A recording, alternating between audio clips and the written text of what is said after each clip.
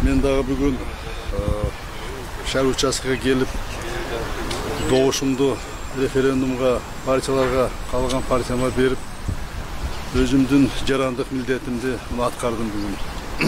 Анан мәлі түсіндірем, қоғамшылықта, сіздерді, журналистерді, сіздерді маға экс-президент қатары сұраулар көп, абдан көп сұраулар. Аны мен мендерге айтылған арқыл ойларды, айтылған сын пікірлерді ұғып атам, көріп атам, ой жүгіртіп атам, аларды анализ етіп жатам.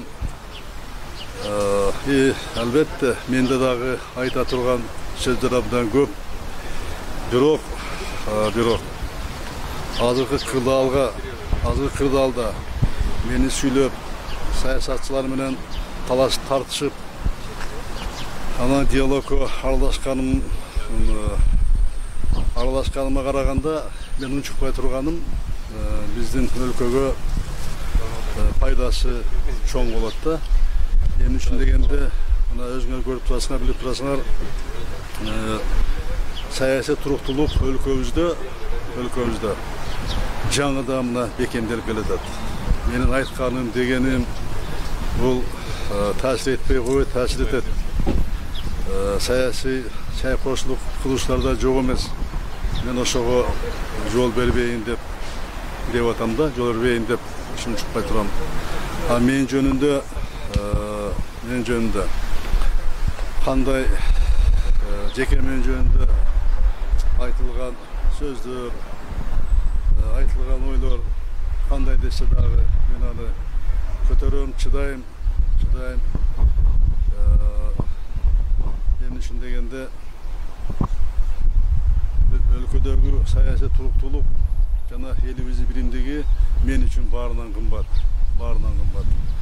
Азыр көрүп жатасыңар, өзүңөр эле дүйнөдө биздин мамлекетте коронавируска байланыштуу экономикалык кырдаал жеңил эмес.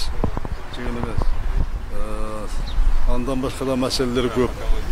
Мамлекеттик жетекчилиги колунан келишинче иштеп жатат.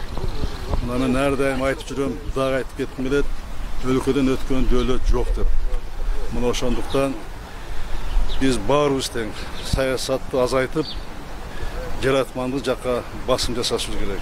Биз болгон күч аракетибизди, мүмкүнчүлүгүбүздү ошо жаратмандыкка арнашыбыз керек да.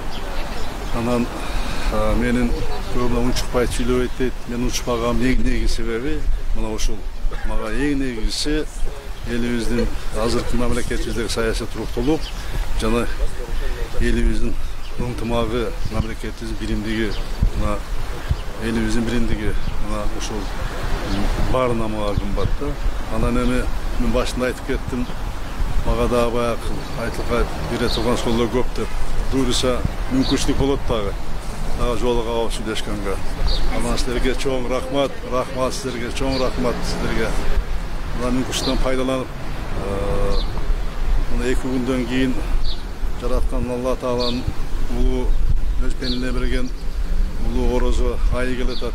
Ошол орозо айы менен баардык кыргызстандыктарды, баардык мусулмандарды чын дилимден, чын жүрөгүмдөн куттуктайм. Ошол орозо кармагандарга орозолору кабыл болсун. Кылган соопсуздук иштери кабыл болсун.